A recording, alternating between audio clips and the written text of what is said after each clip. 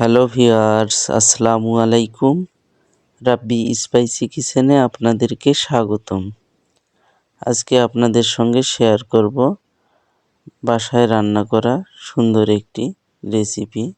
রেসিপিটি হলো চিংড়ি মাছ দিয়ে ফুলকপি ও পালং শাকের চচ্চড়ি। সুন্দর এই রেসিপিটি দেখার আগে আমার চ্যানেলে যারা নতুন এসেছেন চ্যানেলটিকে সাবস্ক্রাইব করে পাশে থাকবেন। আর যারা সাবস্ক্রাইব করেছেন আপনাদেরকে অসংখ্য ধন্যবাদ।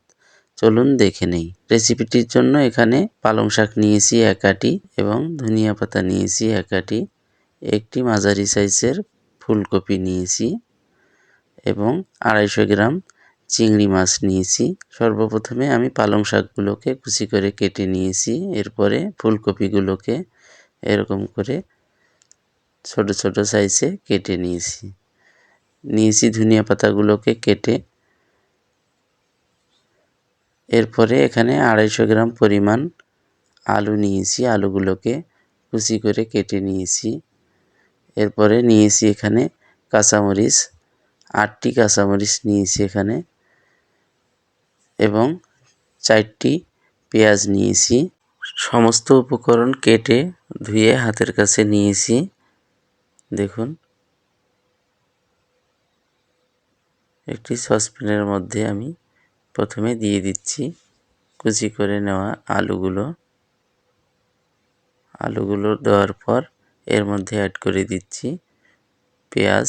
এখানে 4টি পেঁয়াজ কুচি করে কেটে নিয়েছিলাম, সেটা অ্যাড করে দিলাম। এরপরে দিয়ে দিচ্ছি 8টি কাঁচামরিচ মাঝামাঝি কেটে নিয়েছি, দিয়ে দিচ্ছি স্বাদ মতো লবণ। এরপরে এখানে অ্যাড করে দিচ্ছি 1/2 চামচ হলুদ গুঁড়ো এবং দিয়ে দিচ্ছি এখানে 150 গ্রাম পরিমাণ সয়াবিন তেল। দেওয়ার পর হাত দিয়ে ভালোভাবে মেখে নিব।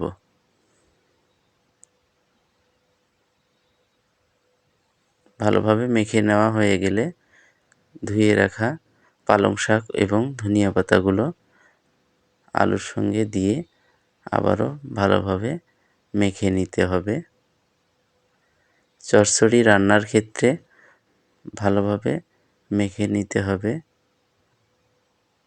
একে একে উপকরণগুলো আমি অ্যাড করব, দেখতে থাকুন।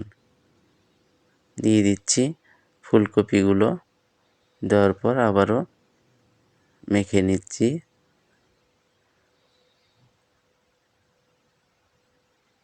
দেখুন, ফুলকপি মেখে নেওয়া হয়ে গেলে সবার শেষে আমি অ্যাড করে দিব চিংড়ি মাছগুলো। চিংড়ি মাছগুলো দেওয়ার পর আবারও ভালোভাবে মেখে নিতে হবে।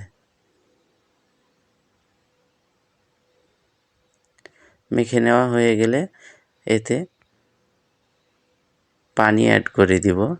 দেখুন, আমি পরিমাণ মতো পানি অ্যাড করে দিচ্ছি। পানি অ্যাড করে দিয়ে সমানভাবে রেখে এটাকে ঢাকনা দিয়ে ঢেকে রান্না করে নিব। দেখুন, চুলা জ্বালিয়ে নিয়েছি, এখন রান্না করে নিব। দেখুন, ফিরে এলাম 15 মিনিট পর। ঢাকনা সরিয়ে দেখতেছি রান্না কীরকম হয়েছে। দেখুন, এখনও অনেক পানি রয়ে গেছে, এজন্যই আমি আবারও ঢাকনা দিয়ে ঢেকে রান্না করব। আবার ফিরে আসলাম 10 মিনিট পর। দেখুন, পানিগুলো অর্ধেক শুকিয়ে এসেছে। এখন ঢাকনা সরিয়ে পরিপূর্ণ পানিগুলোকে শুকিয়ে নিব। চুলার আঁচ বাড়িয়ে ভালোভাবে শুকিয়ে নিব। চচ্চড়ি রান্নার ক্ষেত্রে এটাকে কোনোভাবেই নেড়েচেড়ে দেওয়া দরকার হবে না। পানিগুলো শুকিয়ে নিলেই রান্নাটি সম্পূর্ণ হয়ে যাবে। দেখুন, পানিগুলো শুকিয়ে এসেছে, সেই সাথে আমার রান্নাটি সম্পূর্ণ হয়ে গেছে। এখন আমি এগুলোকে একটি বাটির মধ্যে উঠিয়ে দেখিয়ে দিচ্ছি কত সুন্দর হয়েছে আজকে আমার এই চিংড়ি মাছ, ফুলকপি এবং পালং শাকের চচ্চড়ি রেসিপিটি। দেখুন বাটিতে উঠিয়ে নিয়েছি, কত সুন্দর হয়েছে আজকের আমার এই রেসিপিটি। এই রেসিপিটি আপনারা অবশ্যই বাসায় ট্রাই করবেন। হাতের কাছে থাকা সামান্য উপকরণ দিয়েই সুন্দর এই রেসিপিটি সহজেই তৈরি করা যায়। আজকের ভিডিওটি যদি আপনাদের ভালো লেগে থাকে তাহলে অবশ্যই চ্যানেলটিকে লাইক ও সাবস্ক্রাইব করে দিবেন।